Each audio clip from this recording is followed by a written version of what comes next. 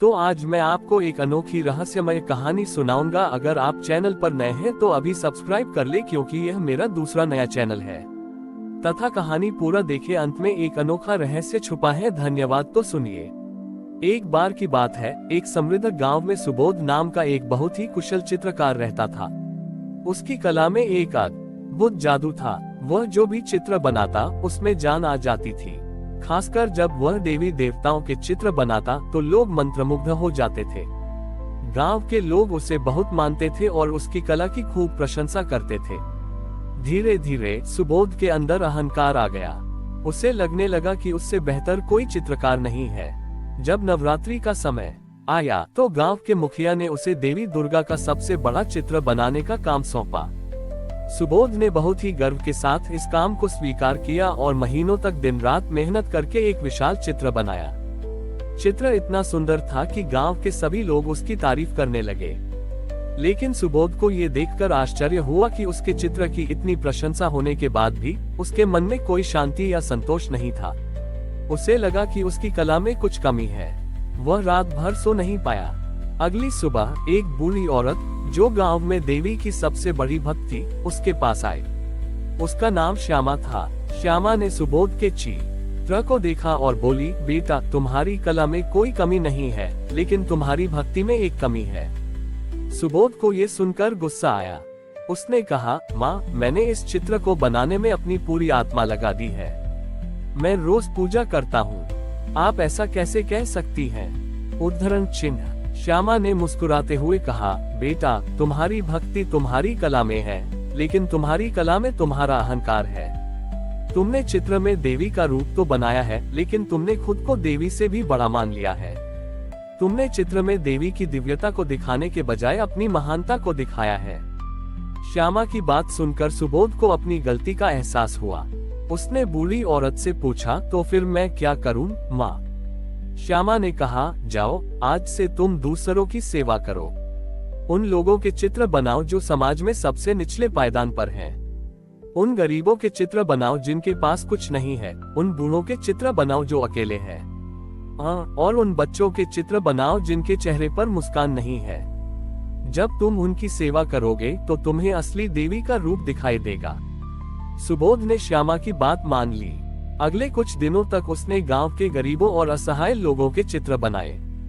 जब उसने एक गरीब किसान के चेहरे पर थकान, एक बूढ़ी औरत के चेहरे पर उदासी और एक अनाथ बच्चे के चेहरे पर सूनापन देखा तो उसे लगा कि वह पहली बार असली जीवन को देख रहा है। उसने उन सभी चित्रों को अपने चित्र के चारों ओर लगा दिया। जब नवरात्रि के अंतिम दिन गांव के लोग आए तो उन्होंने देखा कि सुबोध के बड़े चित्र के चारों ओर छोटे छोटे चित्र लगे हुए थे। वे चित्र इतने सच्चे और भावपूर्ण था एक ही उन्हें देखकर लोगों की आंखों में आंसू आ गए। और तभी सुबोध को महसूस हुआ कि सच्ची भक्ति और सच्ची कला किसी भव्य चित्र में नहीं होती, बल्कि हर उस व्यक्ति की आंखों में होती है जो दुख और दर्द में है। सुबोध ने उस दिन अपने अहंकार को त्याग दिया और समझ गया कि ईश्वर की सच्ची भक्ति स्वयं को मिटाकर दूसरों का बड़ी ही सेवा करने में है। सुबोध के चित्रों ने गांव में एक नई क्रांति ला दी थी।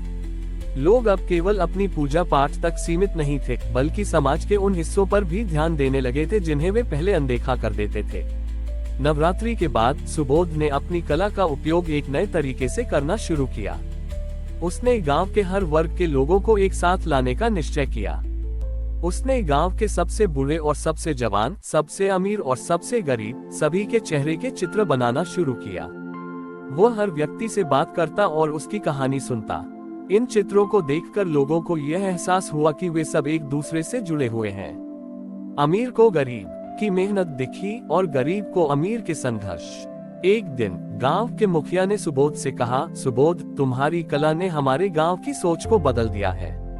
अब हम देवी को केवल मंदिरों में नहीं, बल्कि अपने ही गांव के लोगों में देखते हैं। सुबोध ने विनम्रता से जवाब दिया, यह मेरी कला नहीं, बल्कि आप सभी के दिलों में छिपी हुई दया है। मैंने बस उसे सबके सामने लाने का एक जरिया बनाया।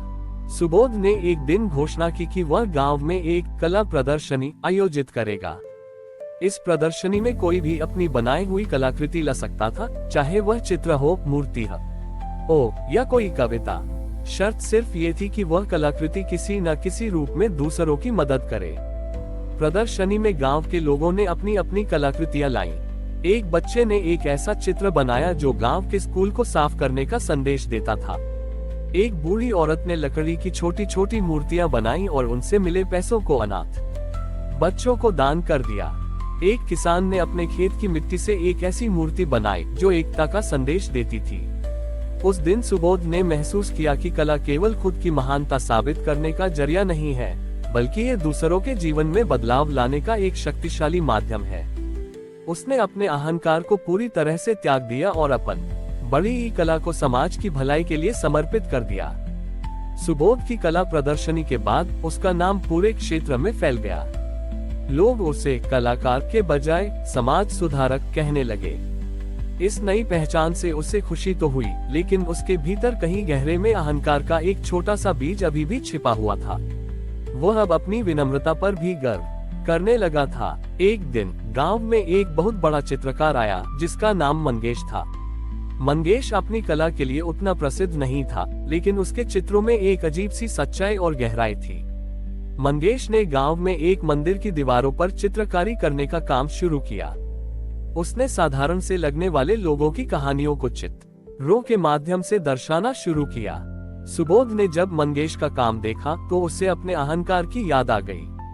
उसने सोचा, ये चित्रकार तो मुझसे भी साधारण लोगों के चित्र बना रहा है, लेकिन फिर भी इसके काम में वो गहराई नहीं है जो मेरे काम में थी। सुबोध ने मंगेश से कहा, तुम जो कर रहे हो वह तो मैं पहले ही कर चुका हूँ। मेरे चित्र तुमसे ज्यादा शक्तिशाली और प्रभावशाली हैं।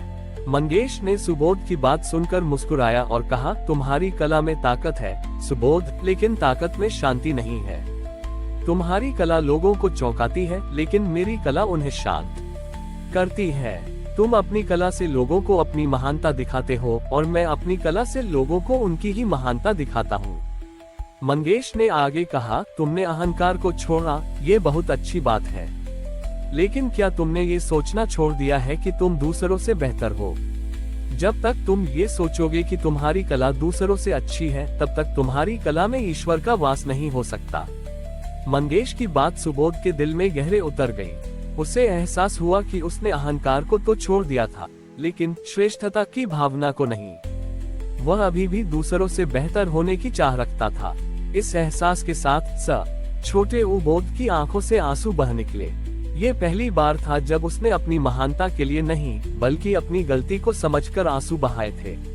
उस दिन के बाद सुबोध ने अपनी कला को और भी गहराई से समझा। उसने अब किसी के लिए चित्र बनाना बंद कर दिया। वह बस दिन भर गांव के लोगों को देखता, उनकी मदद करता और उनके बीच बैठकर ईश्वर के स्वरूप को महसूस करने की कोशिश करता, जिसे मंगेश ने उसे दिखाया था। जब अगली नवरात्रि आई तो गांव के लोगों ने कोई चित्र नहीं बनाया। उन्होंने बस एक दूसरे का हाथ पकड़ा और एक साथ प्रार्थना की। उन्होंने यह महसूस किया कि भक्ति का सबसे बड़ा रूप न तो कला है, न ही पूजा, बल्कि पूर्ण विनम्रता है, जहाँ कोई भी व्यक्ति खुद को दूसरों से श्रेष्ठ नहीं मानता। और उस दिन सुबोध का अहंकार पूरी तरह से खत्म हो गया। क्या आप इस कहानी में कोई नया मोड़ देखना चाहेंगे? हमारी और भी आध्यात्मिक एवं अनोखी कहानियां देखने के लिए हमारे चैनल पर जाएं तथा धार्मिक एवं पौराणिक अनोखी कहानियां हमारे चैनल पर है। कृपया जाके देखें तथा हमारे चैनल को सब्सक्राइब करके रखें और वीडियो लाइक जरूर करें। धन्यवाद।